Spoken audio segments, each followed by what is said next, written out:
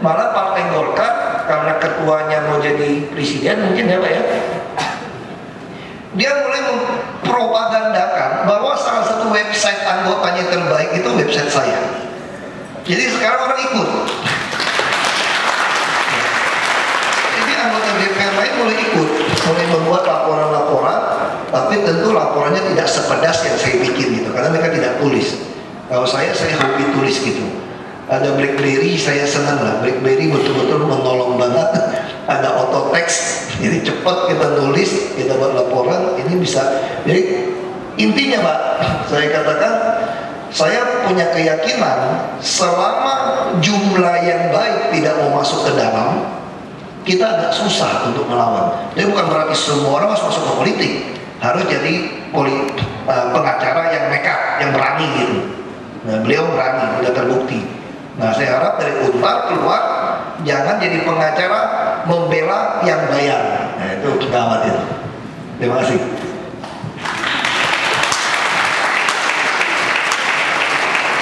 Ya. Beliau bilang saya sudah kaya tidak korupsi gitu ya. Saya perlu ralat sedikit gitu ya. Nah, saya selalu katakan pada orang kampung, banyak yang bilang begitu. Kami pilih Bapak karena Bapak relatif lebih kaya daripada di kampung kita. Saya bilang Anda salah. Lebih baik pilih orang miskin. Orang miskin cuma pengen beli Honda Tiger gitu, Honda Win, Honda motor Honda. Saya pengennya beli Honda Accord, lebih mahal kira-kira gitu. Jadi jangan memilih orang karena itu, saya katakan.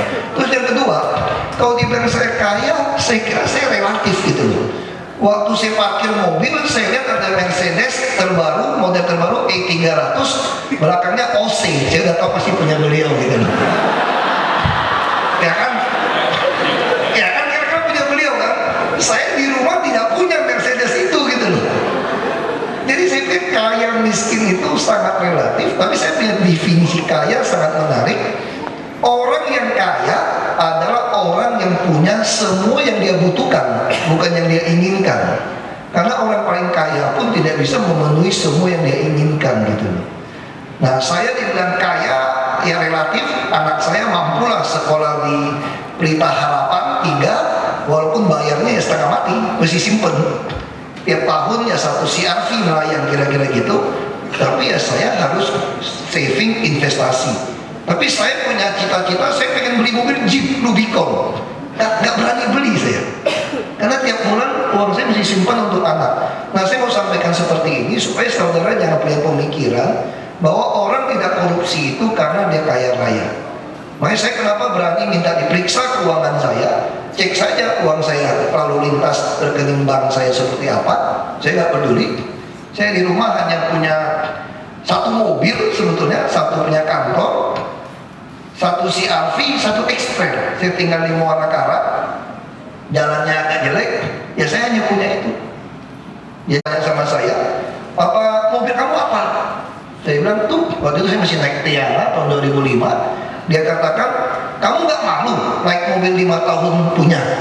Terus saya bilang, "Profesor naik mobil apa?" "Wah, saya baru beli Fortuner sama Camry," katanya. Terus saya bilang, "Saya juga masih malu naik Fortuner karena yang lain naik Lexus sama Range Rover." Fortuner cuma mobil penawarnya kan, Camry juga malu yang naiknya S-Class Jaguar, saya bilang, BMW. Nah, saya pikir soal itu, soal kepuasan kita seperti apa. Tapi politisi katanya masih bagus tuh, pakai politisi. Kalau dia pakai politikus, repot saya. Ini masih politisi, masih bagus. Nah, saya pikir begini Pak, itu yang terjadi setelah kita reformasi 13 tahun. Rakyat mulai berpikir begini, seperti Bapak tadi punya cerita, sudahlah, siapapun yang jadi pejabat sama saja, pasti lupa sama kita. Yang berubah nasib cuma dia yang jadi pejabat. Dari tadi nggak punya mobil, terus masuk jadi pejabat bisa punya mobil, punya rumah bagus. Itu yang ada di benak. Dan gawatnya hari ini, mau pendeta, mau profesor, mau siapapun, rakyat pikirannya sama. Makanya siapa yang bayar, ya dia pilih. Sebagian golput. Misalnya untuk pemilu kada Bangka Belitung, saya dipotong partai saya nggak boleh ikut. Itu golput hampir mencapai 50%. Baru terjadi kemarin. Mereka kecewa karena partai menentukan. Nah, janji, kita bisa bayangkan bagaimana proses. Ketika saya masuk ke DPRD, saya kenapa hanya dipilih 97 orang? Karena rakyat memang tidak percaya kepada siapapun. Mereka minta uang 20.000, saya masih ingat satu desa, dia bilang gini, panggil saya Ahok, dia bilang, Ahok, kita percayalah kamu itu bagus, tapi kita butuh uang, Ahok. Kasih aja satu orang 20.000, kita pilih kamu, kalau tidak mau kami tidak mau pilih. Lalu saya tidak mau kasih, benar-benar satu kampung tidak mau milih, kurang ajar nggak? Jadi TPS itu kosong. Saya waktu di DPRD itu uang saksi saya bayarkan pun tidak milih saya, kurang ajar mereka. Waktu kan saksi harusnya milih saya gitu kan. Karena saya bilang mereka goblok, maka marah sama saya. Lalu ada satu desa minta 5 juta untuk, karena partai lain kasih 5 juta. Kalau partai saya tidak mau kasih, dulu partai PIB. Kalau kamu tidak mau kasih, kami tidak mau pilih. Nah akibatnya yang milih saya betul-betul hanya 97 orang. Tapi ketika saya masuk ke dalam, nah ini permainan dimulai Pak. Saya bisa mengerti kenapa semua tuh sampai istrinya masih perawat tadi kira-kira jadi doang kira-kira gitu ya. Itu terjadi. Jadi kawan-kawan yang duduk di DPRD itu mulai mengganti nomor handphone, mulai menutup rumah, mulai tidak ke warung kopi. Karena rakyat merasa sebelum kamu jadi saja sudah bantu kami uang, apalagi sudah jadi. Nah mereka pun mulai berpikir mau balikin modal, terus mulai berpikir, oh bangsa Indonesia kan bangsa yang maha pengasih, pemurah, pemaaf kira-kira gitu.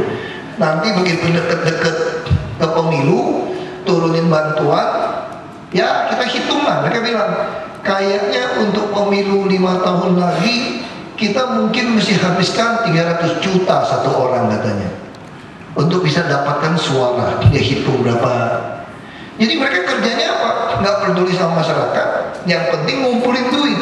Jadi SPPD fiktif, kunjungan kerja, studi banding. Ini kita baru ngomong DPRD tingkat 2. Lalu waktu orang datang mulai kabur. Nah saya yang galak duluan, ya saya temui saja mereka. Semua orang punya nomor handphone saya. Minta 5.000 pulsa pun saya tolak. Kalau saudara nggak percaya, coba saja handphone yang saya belum tahu. Pak, saya pendukung Bapak, minta pulsa dong 5.000. Kalau nggak kami nggak mau pilih. Pasti saya balas, mohon maaf tidak bisa saya bantu.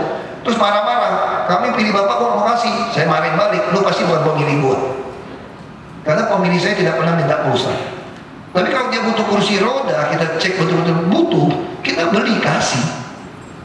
Tapi tanpa iklan di koran. Nah ini ya situasi ini yang membuat masyarakat yang masyumi, kita ngomong ideologi, 7 bulan katanya Bapak jadi bupati saja lah. Saya bilang mana bisa, muka turunan Cina, minyak babi sama Kristen gitu kan, kami nggak peduli Pak, Bapak jadi bupati saja. Saya bilang nggak bisa kampanye, nggak bisa kampanye nih, nggak ada duit, nggak usah kampanye Pak. Makanya saya menolak yang berkampanye KPUD, nggak ada duit, nggak ada baju kaos tuh, nggak peduli Pak. Datang ke rumah aja bagi stiker, dapat 37,13% dari 5 pasang. Nah saya mulai mengerti kenapa seperti itu janjinya. Tapi sebaliknya, ketika rakyat mulai menemukan orang yang karakternya teruji, dia pilih, dia nggak peduli. Sampai hari ini kita harus berlomba-lomba, jangan mengatakan sistem demokrasi kita salah. Masalahnya apa? Balik ke soal politisi dan produk hukum. Kalau kita menganut sistem demokrasi seperti saat ini, harusnya ada undang-undang pembuktian terbalik dan undang-undang konflik kepentingan pengusaha dan penguasa yang dikeluarkan. Taksim dianggap korupsi, bukan mencuri APBN dia.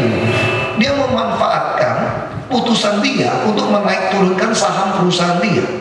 Ini pelanggaran. Makanya di Amerika ada konflik kepentingan pengusaha dan penguasa. Undang-undangnya jelas. Seorang pengusaha jadi penguasa seperti apa?